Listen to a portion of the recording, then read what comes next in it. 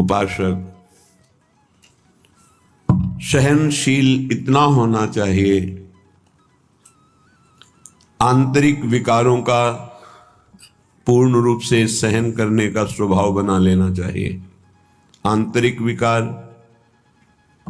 काम वेदना, क्रोध की जलन, लोभ की प्रवृत्ति, मोह की ममता, अहंकार का मद, किसी भी वस्तु व्यक्ति स्थान को लेकर, और मात्सर्यता, किसी की उन्नति देखकर अंदर ईर्ष्या होना, इनको सह जाए।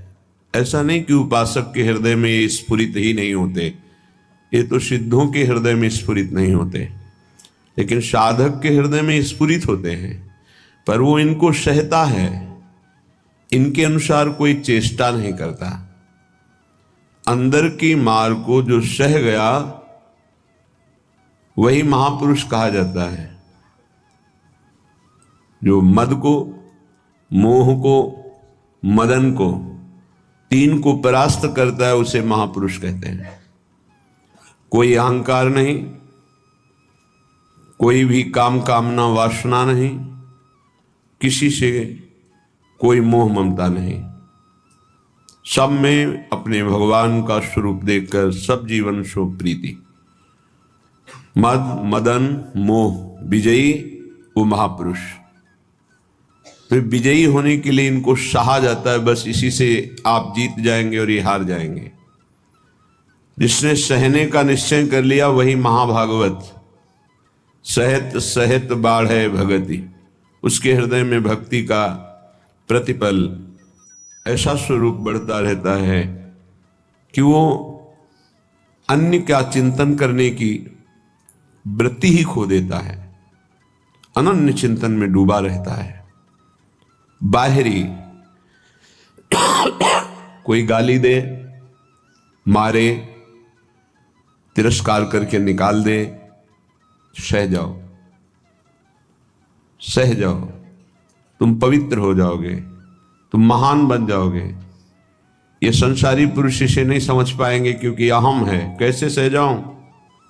वो हमको ऐसा बोलेगा, हम सह जाएंगे, फिर वो और बोलेगा, नहीं, वो बोलने लायक नहीं रहेगा, आप सह जाओ। ये आपका सहनशीलता का स्वभाव ही उसको परास्त कर देगा। सबसे बड़ा बल क्षमा, और वही क्षमा उसका परिवर्तन कर देगी। नहीं परिवर्तन करने लायक है, दंड देने लायक है, तो उसका पतन भी हो जाएगा, बहुत बुरी तरह से नष्ट हो जाएगा वो। उमा क्षमा साप होते भारी, दोनों तरह की मार सह जाए वही महात्मा, चाहे गृहस्थ हो या विरक्त हो। तितिक्षा पहला लक्षण है भगवत प्राप्ति के उपासक का, सहन करना। इसे अंदर बैठा लिए, ना तो किसी से कहना है, ना किसी से सहयोग लेना है, चाहे बाहरी आक्रमण हो चाहे आंतरिक। चुपचाप अपने आराध्य देव का विधान देखना है, बस आप जीत जाओगे माया पर। आप मन को अपने अधीन कर लेंगे, जो बहुत कठिन बात है। श्रीपाद प्रबोधानंद जी महाराज करुणा करके कह रहे हैं, अय उपासक, चांडाल स्वखरादिवद यदि जनाः कुर्वन्ति सर्वे तिरस्कारम दुर्विषहंच तेन नहि मे खेदस्तनीयानपि देवा दिव्य में च भूत निबहा प्राणाश्च दद्युर्महा स्नेहात्तुष्टमतो न मे गुरुतृषो श्री वृंदावनीये रसे। ऐ मित्र, ऐ सखे, मेरी बात मान ले। जो नीच पुरुष के द्वारा किए हुए अपमान को मुस्कुरा के सह जाता है, वो प्रिया प्रीतम के प्रेम को सहने की योग्यता प्राप्त कर लेता है। ये शर्त है। नीच पुरुष, आप शरीर से उसे दंड देने में सबल हैं, आप तप के द्वारा उसको नष्ट कर सकते हैं, हर तरह से आप उस पर शासन कर सकते हैं। ऐसे होते हुए भी आप किसी भी तरह का उसके लिए कोई दंड विधान नहीं करते और वो आपको गाली दे रहा है, हो सकता है वो आपके शरीर को भी चोट पहुंचा दे, आप मुस्कुरा के चल दिए तो आपको वो वस्तु मिलेगी जो बड़ी बड़ी साधना से नहीं मिलती। ये रहस्य है। यह रहस्य जल्दी किसी की समझ में नहीं आता है। अगर समझ में आ गई तो समझ प्रिया प्रीतम के चरणों तक पहुंच जाएगी। प्रार्थना मान लीजिए, सहन करना प्रिया प्रीतम को प्राप्त करना है। कहने चांडाल सुखरादिवद, जैसे कोई गधे को, कुत्ते को ऐसे बुरी तरह से तिरस्कार करे, वो क्या करेगा? चल देगा। गधा खड़ा है, क्या करोगे? डंडा मारोगे, उसको गाली दोगे, वो चल देगा वहां से। वो कोई आप प्रतिक्रिया नहीं करेगा आपके प्रति, वो भाग पड़ेगा वहां से। कुत्ता है, आप टुकड़ा रोटी का डालिए, पुचकारी आएगा, फिर डंडा मार दीजिए, फिर चला जाए, फिर पुचकारी है, वो फिर एक बार आपको देखकर हिम्मत करेगा, फिर आएगा, फिर मार दीजिए। वो कोई प्रतिक्रिया नहीं करेगा, प्रतिकूल व्यवहार नहीं कर पाएगा। ऐसे एक बार परमहंस श्री स्वामी ओंकारानंद सरस्वती जी महाराज उनके चरणों में बैठे हुए थे, तब उन्होंने कहा, बच्चा, साधु को इतना सहनशील होना चाहिए जैसे कुत्ते का। कुत्ते का सहनशील स्वभाव, उसे टुकड़ा डालो, पुचकारो, आ जाएगा, डंडा मारो, भाग जाएगा, फिर बुलाओ, फिर आ जाएगा, उसको मान अपमान का कहीं कोई बोध नहीं। ऐसे ही कई बार साधु का अपमान हो, फिर आओ अच्छा ले लो रोटी, फिर गाली दे, फिर भगा दे, फिर आओ अच्छा ले लो, उसको कभी बुरा नहीं लगना चाहिए और आखिरी बात तक फिर हाथ फैला देना। लाइए, ये बड़ी बात जो महापुरुषों में पाई गई, ये बड़ी बात पाई गई। मानापमान का किंचन मात्र भी कोई प्रभाव नहीं। श्वान की तरह जैसे उसको मान अपमान का कोई, तब वो त्रिभुवन पूज्य ब्रह्मा के द्वारा भी नमस्कार योग्य हो जाता है। ऐसे महापुरुषों के पीछे भगवान डोलते हैं कि इनकी चरण रज हमारे ऊपर पड़ जाए। स्वयं भगवान कहते हैं, मैं ऐसे भक्तों के पीछे डोलता हूं। निरपेक्षम मुनिम शांतम निर्वैरम सम दर्शनम अनुब्रजाम्य हम नित्यम पूये त्यंगुरेणु भी। हे, बहुत बढ़िया अवसर है, सह जाओ। जब कर्म भोग आता है तो किसको गाली दोगे? सहते हो ना, तो एक कर्म भोग मानकर सह जाओ। अंदर विकार आवे तो सह जाओ, बाहर कोई अपमान करे, गाली दे तो सह जाओ। बहुत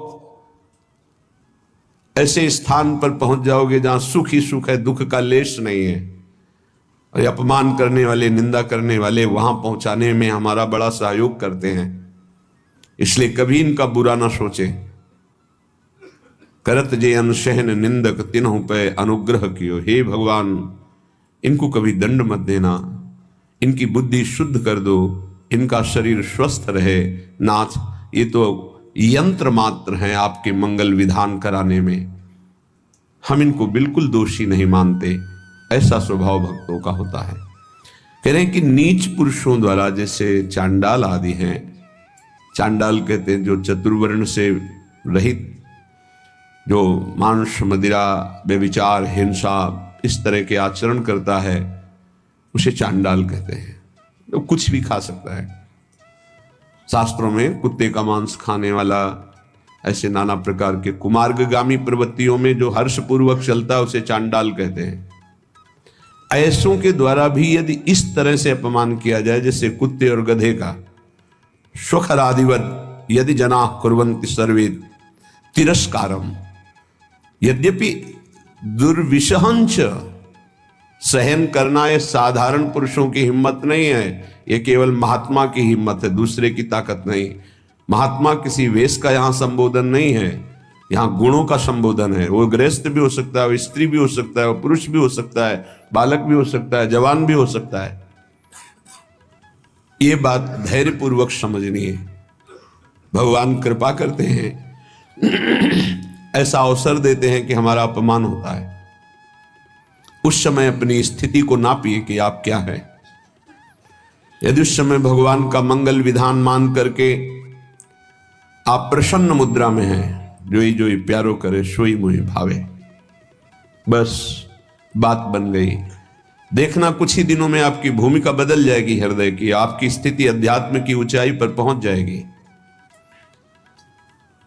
खेदस्तनीयानपि, खेद भी नहीं होना चाहिए। यद्यपि तिरस्कारम दुर्विसहंच तेन नहीं में खेदस्तनीयानपि, यद्यपि असहनीय होता है। ऐसा नहीं है, बातों से बोलना सरल है, लेकिन जब ऐसा जीवन में आता है तो असहनीय होता है।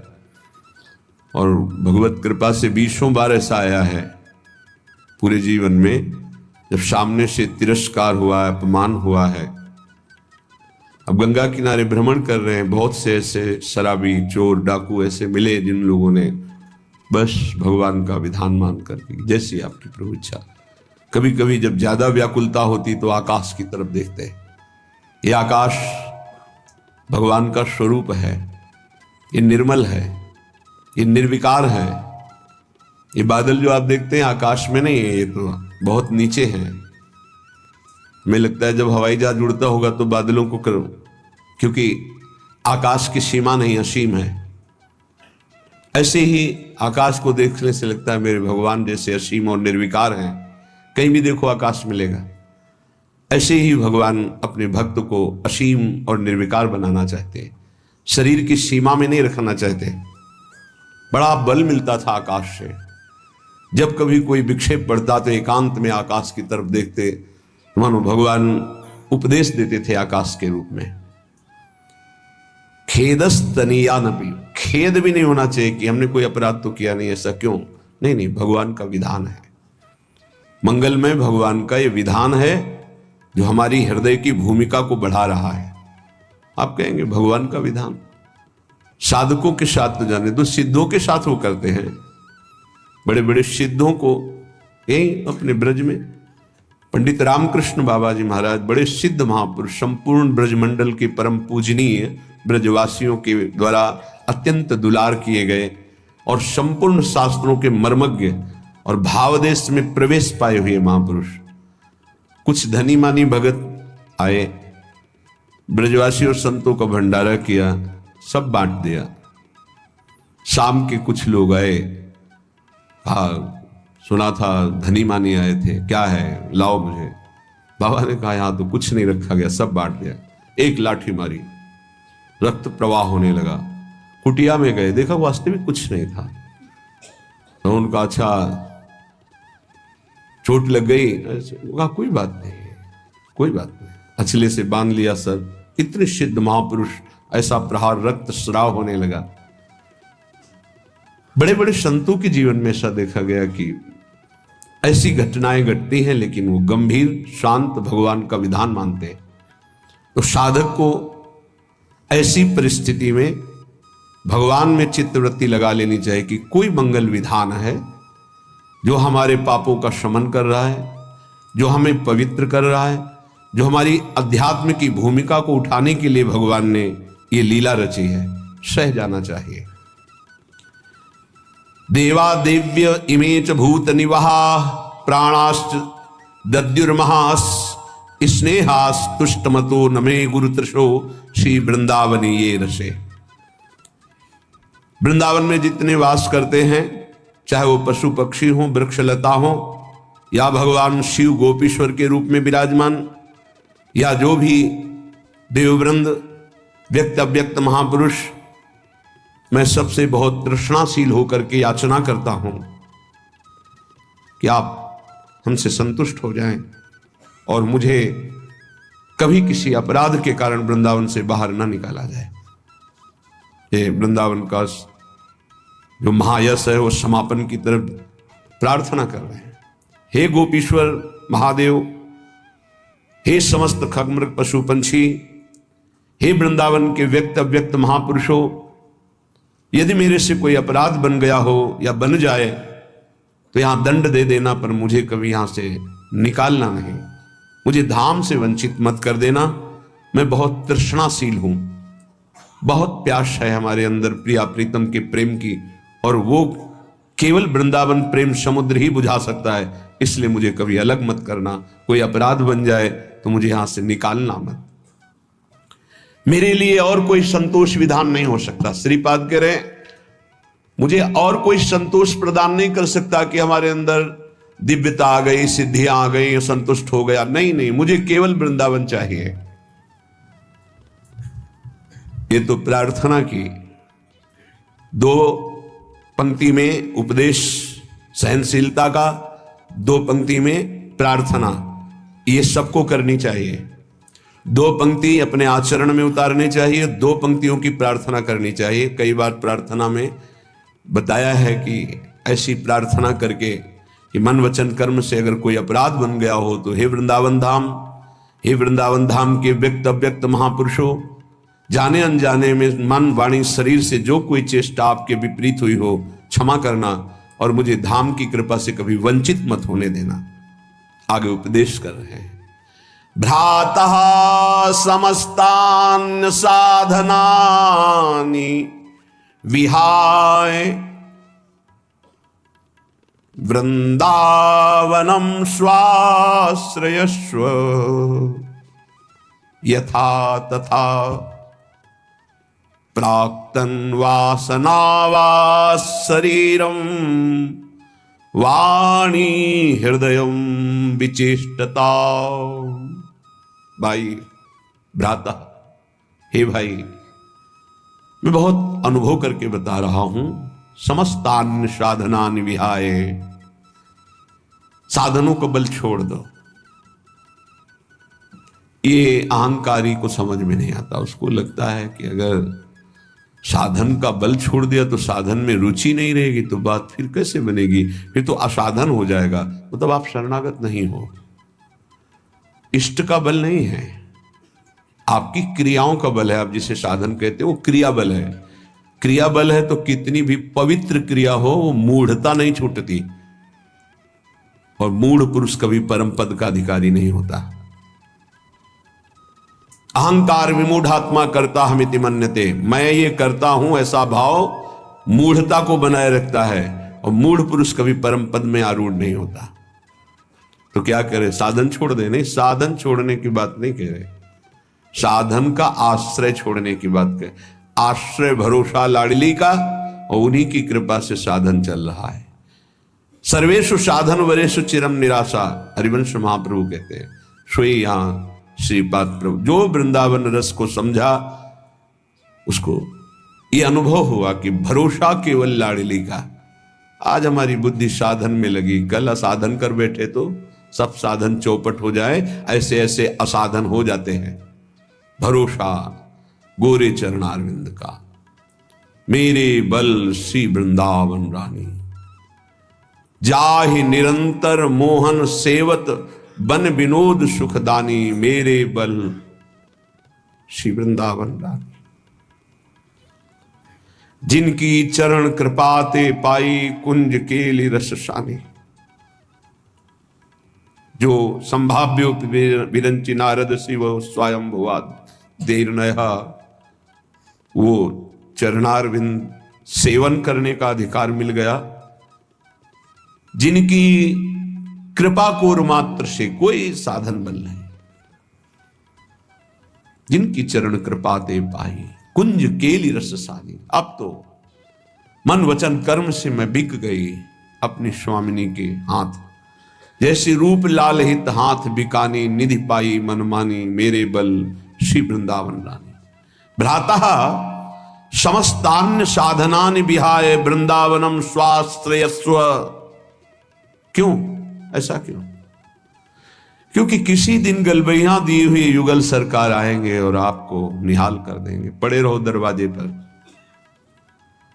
कदावा खेलंतो ब्रजनगर वीथीषु हृदयम हरंतो श्री राधा, ब्रजपति कुमारो शुक्लतिना। श्री राधा और ब्रजपति कुमार श्री श्याम सुंदर कभी गलबैया देकर खेलते खेलते आएंगे और आपको वो दे देंगे जो बड़ी बड़ी साधनाओं से नहीं मिलता। इसलिए पड़े रहो ब्रजरज में, ब्रजरज का आश्रय ले लो। कदावा खेलंतो ब्रजनगर वीथीश हृदयम हरंतो श्री राधा। तुम्हारे हृदय का ही अपहरण कर लेंगे, हृदय निकुंज बना देंगे।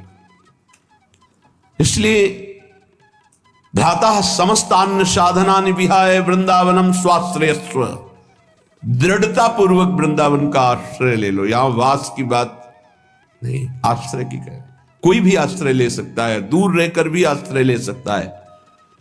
यथा तथा प्राक्तन वासना वात शरीरम वाणी हृदयम विचेष्टता, जैसे बने वैसे। बड़ी बात कहे। अब वास की बात कहे। पहला आश्रय का पहली पंक्ति, दूसरी पंक्ति वास की। जैसे भी तुम्हारी स्थिति, तुम वासना से वशीभूत हो, शरीर वाणी हृदय अच्छी स्थिति में, बुरी स्थिति में, इच्छा है अनिच्छा है, जैसे भी हो तुम चिंता मत करो।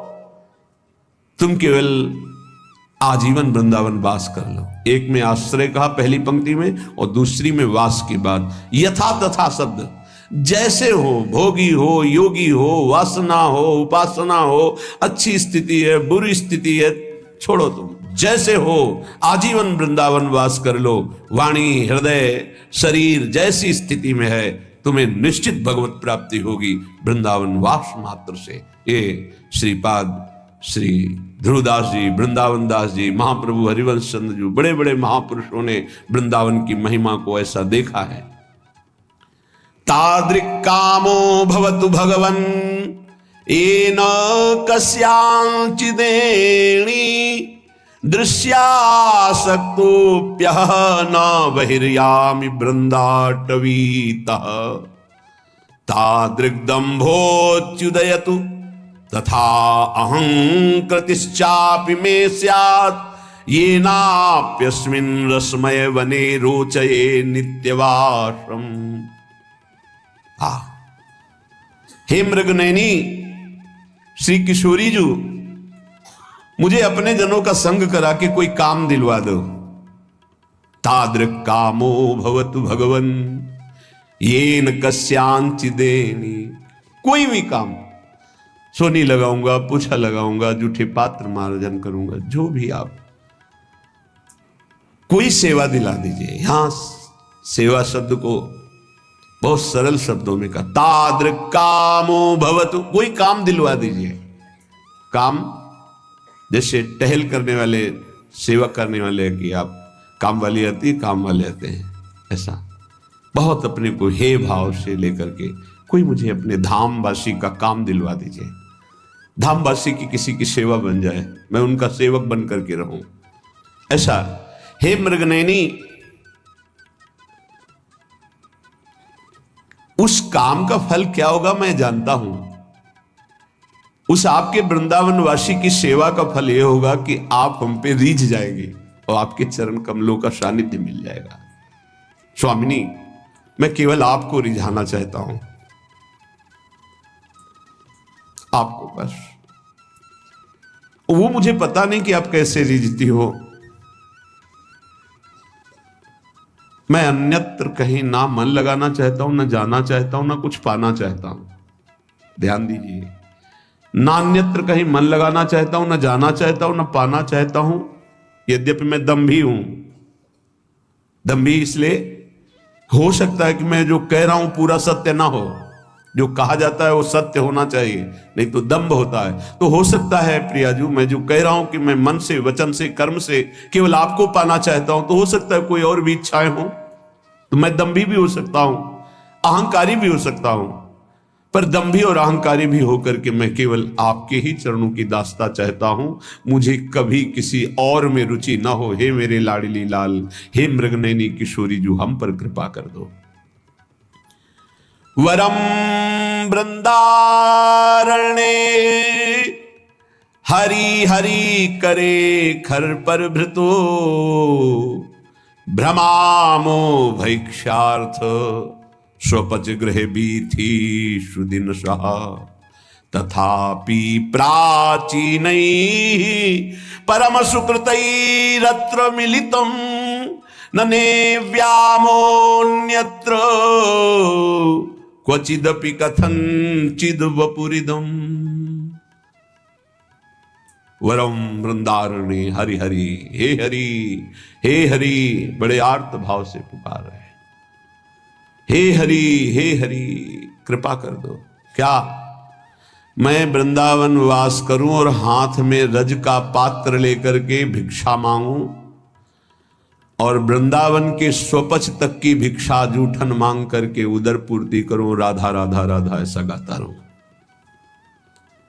वृंदावन में जाति पक्ष को नहीं देखा जाता, जो ऐसा देखते हैं उनके सुकृत नष्ट हो जाते हैं। हरिराम व्यास जी बहुत बड़े अद्भुत दिग्विजयी विद्वान, जिनके शिष्य मधुकर शाह जैसे महाभागवत, वो कह रहे हैं महाप्रभु हरिवंश चंद्र जी के जब शिष्य हुए, वृंदावन की रज का सेवन किया, रस का स्पर्श हुआ, तब जो उनको अनुभव हुआ वो कह रहे हैं, व्यास रसिक तेई बड़े, ब्रजते अनत न जाए, वृंदावन के स्वपच की जूठन मांगे खाए। वही सबसे बड़े रसिक हैं जो ब्रज की सीमा के बाहर नहीं जाते और वृंदावन के स्वपच तक की जूठन मांग करके खाते हैं। देहाभिमान रहित अवधूत स्थिति। व्यास मिठाई विप्र की में लागे आग, वृंदावन के स्वपच लो जूठन खइए मांग। आग लगे बाहर के विप्र की दी हुई मिठाई में, लेकिन वृंदावन की स्वपच की जूठे टुकड़े मिल जाए तो निहाल हो जाओगे। कितना भी हो, थोड़ा सा देह भाव बना रहता है। जैसे संन्यास मार्ग में तो इसकी पुष्टता होती है कि जब पवित्र भिक्षा ना मिले 3 दिन, तब दूसरे वर्ण की, वो भी पकवान, जब 3 दिन उनकी भिक्षा न मिले तो तीसरे वर्ण में फल और मिठाई आ गई। चौथे वर्ण से निषेध है। और सन्यास, दंड सन्यास केवल ब्रह्मणत्व को ही प्राप्त होता है। श्रीपाद यहां कह रहे, वरम वृंदारण्य हरिहरि करे खर पर भ्रतु, भ्रमामो भैक्ष्यार्थ स्वपच ग्रह वीथी सुदिन स्वाहा। प्रभु मेरी ऐसी स्थिति कर दो। ये छोटी स्थिति नहीं है, ये बड़ों की स्थिति होती है। जिसे आप छोटा समझते ना, ये बहुत ऊंची स्थिति के महापुरुषों की स्थिति होती है। कह रहे हाथ में रज का पात्र हो। एक प्रार्थना है, यदि आप विरक्त हैं, वृंदावन वास करते हैं, तो रज के पात्र में ही जल और भोजन का सेवन करें। यहां ब्रज की रज से बने हुए पात्र में जल और भोजन, जो प्रसाद आप लेते हैं, वो आपकी बुद्धि को शुद्ध करके प्रिया प्रीतम में अनुराग प्रदान करेगा। पाने मात्र से ये बहुत बड़ा साधन माना जाएगा। यदि आप रज के, हमें लगता है प्राय ऐसा ही होगा कि अपने सब विरक्त जन उसी में रज के पात्र में ही प्रसाद पाने का, बहुत पहले से ऐसा विधान है, तो शायद ऐसा ही सब चल रहा होगा, ऐसा ही होता होगा। प्रसाद पाने का रज में ही तो सब पाते होंगे पात्र में। खरपरा जो रज का बना हुआ है, प्रतिदिन लेकर, अच्छा भिक्षा भी आती है, माधुकरी आती है, मांगने जाते हैं। हाँ, तो उसमें ये तो नहीं पूछा जाता कि कौन से किन घरों में, सब। हाँ, भ्रमामो भिक्षार्थ, एक भी टुकड़ा अगर ब्रजवासी का अपने भोजन प्रसाद में श्री जी के प्रसाद के साथ है, वो अमृत समझना। ये पूज्य सदगुरुदेव भगवान की वाणी की प्रारंभ की बात, कि यदि ब्रजवासियों के टूक उदर में नहीं गए तो नीलपीत झगा का साक्षात्कार करने की सामर्थ्य किसी साधन में नहीं आती, वो उन्हीं के टुकड़ों से आती। इसीलिए बड़े बड़े संत आजीवन ब्रजवासियों के चरणों में झुकते रहते हैं। है इस रज में जन्मे हुए ब्रजवासियों के महिमा का कुछ है ऐसा प्रताप, जिस पर वो प्रसन्न है, जिसको वो भाव या डांट फटकार से भी टुकड़ा दे देते हैं, वो प्रियालाल के प्रेम में डूबने की योग्यता प्राप्त कर लेता है।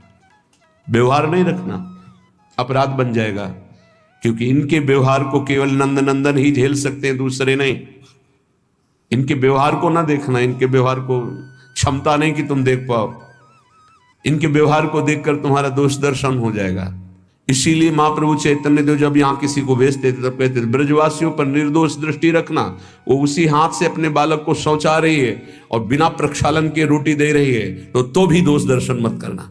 बहुत बड़ी उपलब्धि है ब्रज टूक की, ब्रज के अन्न की, जो ब्रजवासी। आज भी हमारे गुरुदेव भगवान का जो श्री जी का भोग लगता है तो तेहरा में भिक्षा के द्वारा, पहले भी सुबह 8 बजे जाते थे, 2-3 घंटे में पूरे गांव से जो 2-4-5 किलो आटा मिलता है ऐसे ऐसे ब्रजवासी देते हैं। ऐसे कि बच्चा लेके आया कढ़ाई में जो ऐसे ऐसे किया जाता है, करछुली कहते हैं, करछी, वो आधा तो चलने में गिर गया, छोटा बालक आधा के झोली में पड़ा, मतलब 1 रोटी का धुरन पूरे गांव से मांगने पर 5-6 किलो।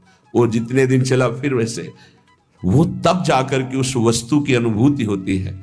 ये रबड़ी रसगुल्ला ये सब दूसरा अनुभव कराएंगे, लेकिन ब्रजवासियों का टूक जो जाएगा वो प्रिया प्रीतम के लिए रोना सिखा देगा।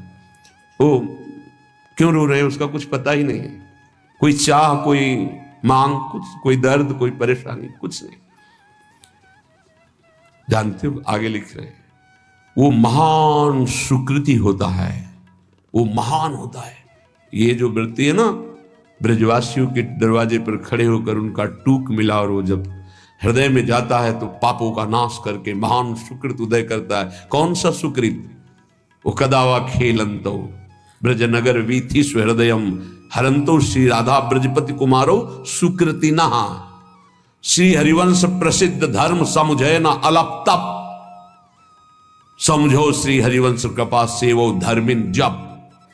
रसिकों का जप करो, रसिकों का सेवन करो, रसिकों को समझो, उनकी आज्ञा का पालन करो, तब समझ पाओगे हरिवंश धर्म। श्री हरिवंश प्रसिद्ध धर्म समझे ना अलप तप, छोटी तपस्या वाला नहीं समझ सकता। आगे जो बहुत बड़ी बात करे कि यदि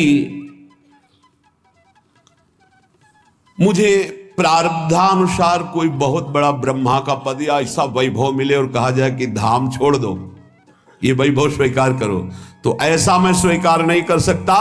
ब्रज के पात्र में स्वपच के घर से जूठन मांगकर खाकर वृंदावन वास करूंगा और राधा राधा उच्चारण करूंगा। ये रहनी, ये सहनी प्रियालाल की प्राप्ति करा देती है। प्रियालाल की प्रेम की प्राप्ति सबसे दुर्लभ बात है। ज्ञान विज्ञान अन्य साधनों का अनुष्ठान करके मोक्ष पदवी तक प्राप्त करना कठिन है, पर वो भी सुलभ हो सकता है। पर प्रेम प्राप्त करना सबसे कठिन बात है। वो ऐसे प्राप्त होता है, वृंदावन प्रेम समुद्र, प्रेम धाम है। पूज्यपाद उड़िया बाबा जी से कहा कि प्रेम किसे प्राप्त होता है और प्रेमी क्या मांग करता है। प्रेमी की मांग क्या होती है और प्रेम किसे प्राप्त है। जिसे प्रेम मिलता है वही प्रेमी होता है। प्रेम किसे प्राप्त होता है और प्रेमी की मांग क्या होती है। यहां कह रहे हैं, जो केवल निरंतर भजन चिंतन में आसक्त रहता है उसे भगवत प्रेम प्राप्त हो जाता है। और जिसे भगवत प्रेम प्राप्त होता है वो ना इहलोक, ना परलोक, ना अणिमाद सिद्धियां, ना मान सम्मान कुछ नहीं प्राप्त करता। केवल एक चाह रहती है कि मेरा निरंतर चिंतन बना रहे, बस। अनन्य चिंतन, अनन्य चेता सततम। पकड़ो इस बात को। अंदर से तुम्हारा चिंतन क्या चल रहा है। बाहर से आपकी सब सेवाएं हैं, पवित्र हैं, मंगल है, ठीक है। बात अंदर की, बाहर से शरीर पवित्र होने की बड़ी सुंदर सेवाएं हैं। अंदर चिंतन अगर राधा वल्लभ श्री हरिवंश, राधा वल्लभ श्री हरिवंश नहीं चल रहा है तो अभी अधूरा है कार्यक्रम। एक टांग केवल कैसे चला जाता है जानते हो, देखते हो कितने कष्ट पर चलते हैं। 2 टांगों से कितनी आराम से चला जाता है। 2 पंखों से पक्षी आकाश की यात्रा करता है। ऐसे ही शरीर से सेवा और मन से सुमिरन, इन दोनों से अध्यात्म की ऊंचाई पर पहुंचा जाता है। यदि शरीर से सेवा नहीं तो मन के सुमिरन में आप जो लगे हुए हैं उसमें संपूर्णतः आप नहीं लग पाएंगे। सेवा की अत्यंत आवश्यकता बड़े बड़े सिद्धों ने की। अगर शरीर सेवा में लगा, मन सुमिरन नहीं, तो सेवा में आप टिक नहीं पाएंगे, आपकी वासनाएं गिरा देंगी आपको। दोनों अत्यंत आवश्यक है, शरीर से सेवा और मन से सुमिरन। चाहे गृहस्थ हो चाहे विरक्त हो, अपनी अपनी पद्धति, निवृत्ति मार्ग परक सेवा, प्रवृत्ति मार्ग परक सेवा। जो शरीर से सेवा और मन से सुमिरन करते हुए एक ही मांग करता है कि मेरे सेवा और सुमिरन में कभी बाधा न पड़े, ना ही लोक ना परलोक ना अणिमादि सिद्धियां ना मान सम्मान, मुझे कुछ नहीं चाहिए, वही भगवत प्रेम को प्राप्त करता है। भगवत प्रेमी में भगवत चिंतन के सिवा, भगवत प्रेम के सिवा कोई मांग नहीं रहती।